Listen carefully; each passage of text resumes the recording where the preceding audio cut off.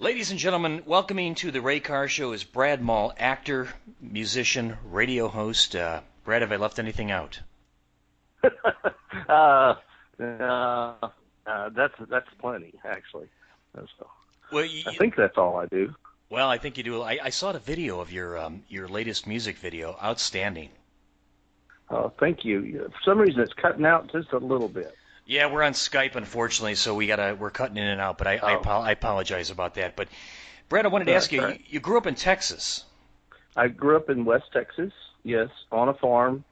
I was raised, just a farmer kid, no show business connections. My family, my sisters, and my brother, who passed away later on, but we went to a school with 150 people in 12 grades. One of my sisters graduated in a class of 4, so I'm from a very rural community. And you recorded your first album at the age of 18, is that correct? Well, it was actually a demo I did at 18, but the interesting thing is that every demo and every album I've ever done, the pedal steel was done by Lloyd Maines, who is Natalie Maines of the Dixie Chicks. Oh, that's her father. Yeah. Wow. And he's a big-time producer in Austin now. So, what was your initial attraction to music? Was it Buddy Holly, because he came from that part of Texas? Well, I was raised on Western swing. My father was a team roper in rodeos and things, and so I was always, behind the bleachers playing as a kid. Always had a horse. Always was, hooping and hollering and riding and roping and doing things.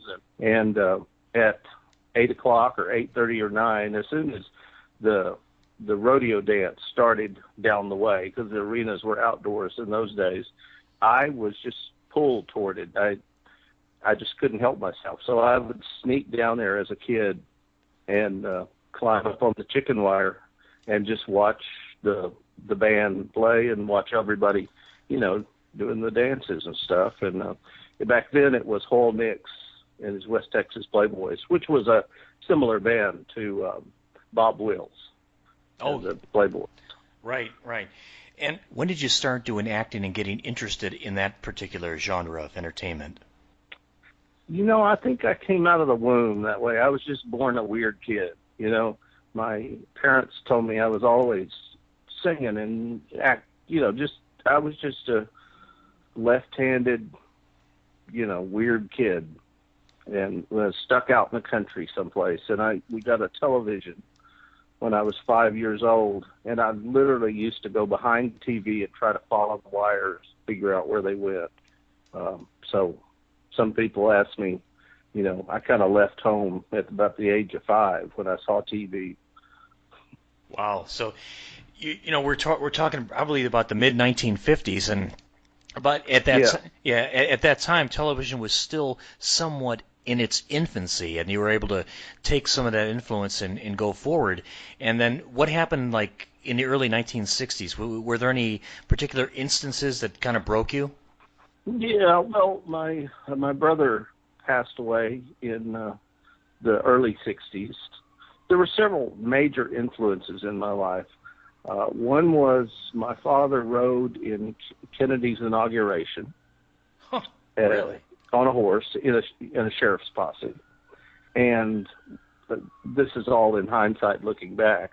But we stayed home from school and watched that on a fuzzy black and white screen as a kid, looking, desperately, for my father riding in such a big deal.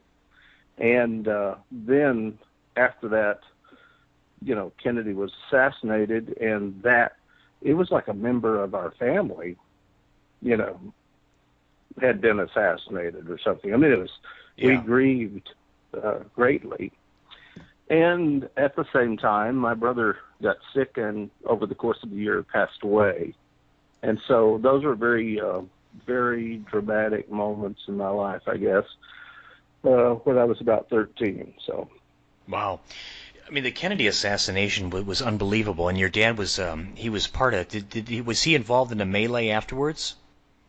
No, no, he was in the inauguration parade. So, what do you mean the melee afterwards? Well, I mean, all the hoop and holler. I mean, was he involved? Did he get to meet John Kennedy and anything like that? No, no, no, no. He was a very.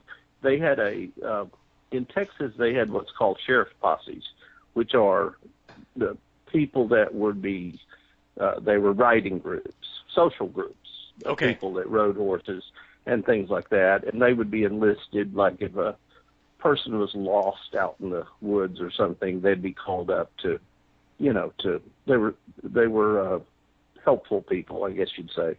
Anyway, but this particular group of people were called when the inauguration was happening to come to Washington to ride in the parade. That's his only connection to it. Okay. We were just poor farmer cowboy people, I understand. but we took it very personally. Well, I mean, you've come a long, long way since those days, and looking over your resume, I noticed that jumping ahead a little bit here, Three's Company came in 1981. Can you talk about being on television and what kind of a transformation was that for you? Well, it was a dream come true for me. I moved to Los Angeles with $600 in my pocket, and that was the equivalent to, to telling your parents, especially from where I'm from, it was like joining the circus or telling them you're going to be an astronaut or something. They just, just sort of stared at me and watched me drive off. It was pretty shocking. But anyway, I starved for a long time and then finally started getting breaks. And Three's Company was one of them. And, the rest is history, I guess. My first guest star role was on Charlie's Angels. All right, Charlie's Angels was 1980, and then you were able to do a little bit in 81. Three's Company was 81, and then you went on from there. What were some of the other TV programs you were on before you started on General Hospital? Well, The White Shadow, I was on Too Close for Comfort, a TV movie called Malibu.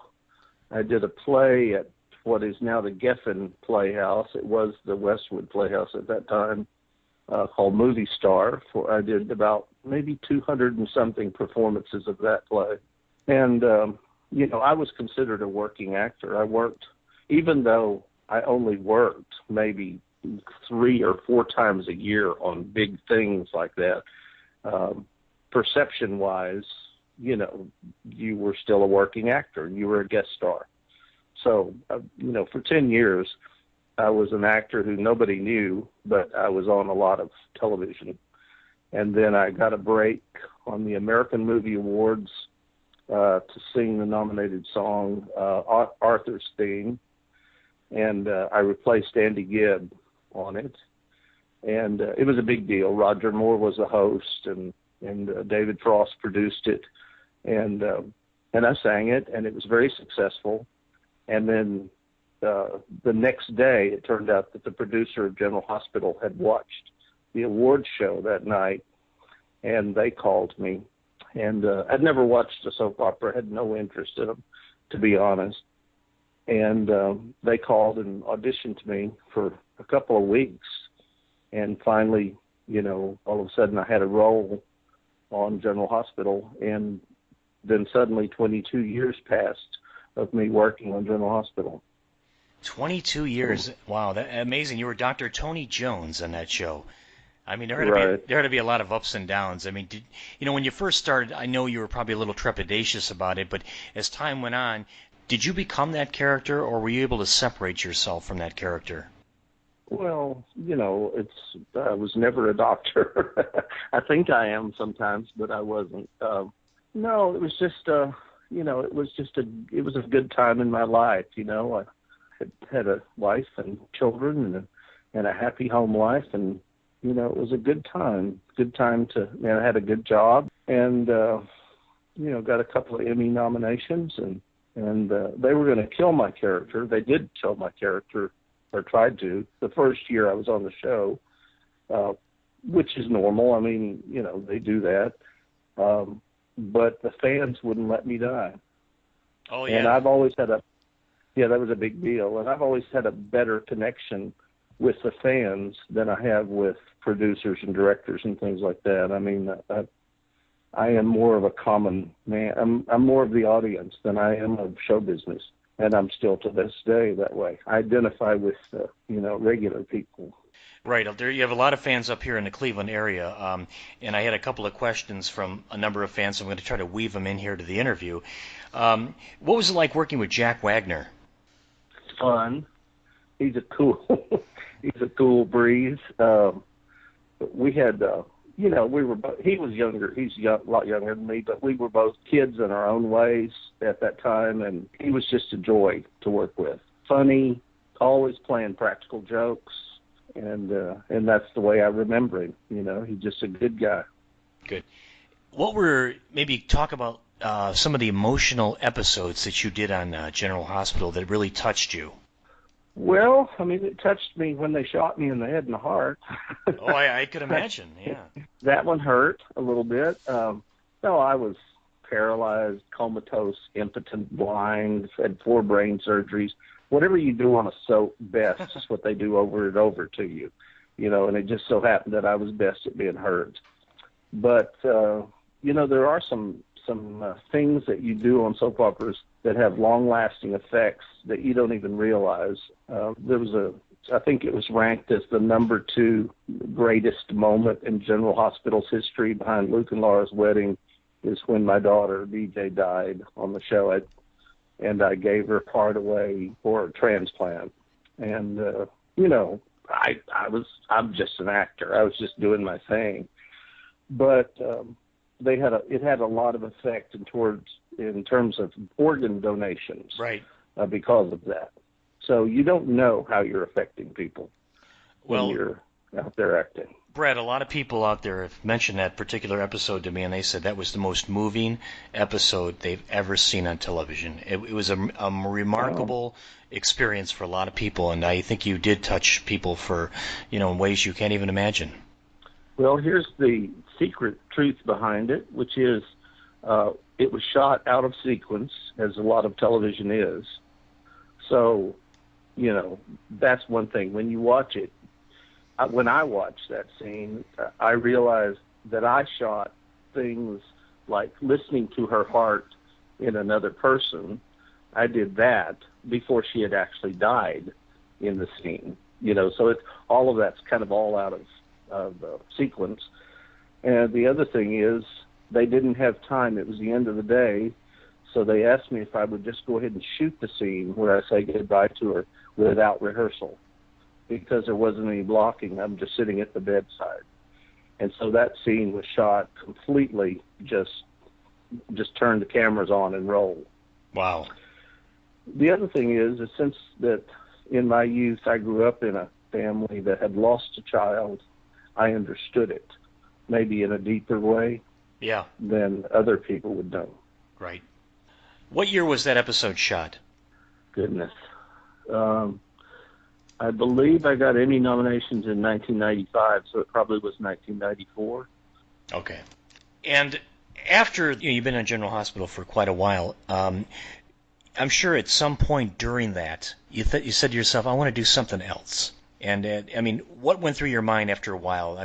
What did you want to do, or where have you gone, that has really put you in a good place afterwards? Well, it didn't really go exactly that way. You always want to work. There's no time to do outside show business work much when you're on a soap opera, because you work every day or all week long or whatever. But they use you less and less as you get older. And so I was lucky in that once they took me off contract and, you started being used less and less, I did 16 or 18 guest stars on Seventh Heaven as Ashley Simpson's dad. And I was lucky in that very few actors, once you've been on soap for a long time, get to do, other shows, other work like that. And then when I decided, it's just like I didn't want Dr. Tony Jones to be on my tombstone. So I decided that I would just start a brand new life. And I did. Moved out to Texas and really didn't know what was going to become of me. I was just going to be, I'm just going to start over, because once you've been on a show for a long time, you are forever that character. I don't know if you watch Happy Days. Yeah. The Fonz is the Fonz forever. He may be a producer now, but he's still the Fonz. And only the kid, from Mayberry, Ron Howard, he's the only one that's actually escaped it and made a true career.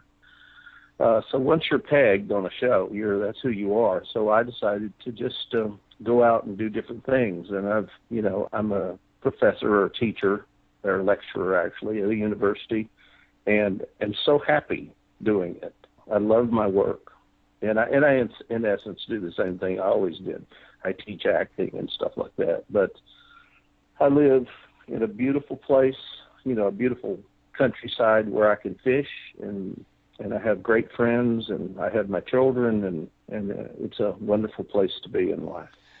Brad, what do you, in the acting classes that you teach, what are some of the rudimentary things that you teach students that they're not aware of? They don't listen. We have 2 ears and 1 mouth, and yet we talk all the time, but we never listen. So I try to get them to stop acting. Just stop it and be present in the moment and actually listen for a little bit. And that sounds very elementary, but it has a huge effect on people. Very interesting, yeah. I agree with that, actually. It's like, listen carefully, and you will learn a lot of stuff if you just open your ears and your mind. Yeah, if you keep your eyes still and look into someone's eyes, there is a connection, a communication that goes on that you can't help. It's just there. That's why poker players have tails and, all of that kind of stuff. And a lot of times in acting, we're so busy jumping around and running around trying to hide who we were or are in another character that the camera really can see through all that stuff. They may not can see it on stage, but they can see it in a camera. So I try to just get them to be still and to try to tell some form of the truth. Yeah, I agree. And real quick, I just wanted to ask you to talk real quick about Merv Griffin and being on his show and John Davidson. What was it like working with those guys? Merv was always very nice to me. I've been on Oprah, I think 5 times. I've been on every talk show except for the nighttime Johnny Carson and those kind of shows. But every daytime talk show, from Phil Donahue to Sally Jesse Raphael to Montel, I've been on every one of them. And I would rank Merv Griffin as one of the nicer people. Mike Douglas was very nice. These are a long time ago. John Davidson, I used to know. I don't know him anymore, but he was very kind. They're just humans. Oprah, when she first started out, she's extraordinarily famous and wealthy now, but when I knew her, she was just probably one of the most down-to-earth, kind-hearted people I've ever met, and I assume she still is. Yeah. Well, you've had a remarkable career. Brad Maule, special guest here on the Ray Carr Show. Brad, thank you very much, and I really appreciate your time and your stories, and I wish you the best of luck. And, the one final question I just thought about it. How's your radio program going? It is so much fun. It's going great, actually. It's called Maule in the Morning, and people listen all over the world, actually, because it's just like you, I'm sure. Yeah. It's on the Internet. You go to KSFA860.com, and it's from 7 to 8 a.m. weekdays, Central Time, and it's like the Prairie Home Companion, except with real people. Wow. Yeah, just phone callers just call in. I'm a big fan of Art Bell and George Noory. Yeah. That kind of show. So if I had my dream, that's what I'd have, is a midnight till dawn UFO show. I had George on my program before. He's amazing. Yeah. See, I don't know him or anything, but I used to listen to those shows and admired them a lot. Also, I'm a big fan of Phil Hendry. Yeah. who does impressions and talks to himself, but the audience doesn't realize it's just one person, with many voices. So I'm a big radio fan. Well, I'll be listening to your show. Thank you so much and for being on our Thank you. show. Brad, we'll talk to you later. Have a great day. You too, and I'll listen to your show. All right. All right. I'll see you, Ray. Okay, bye-bye. Thank you.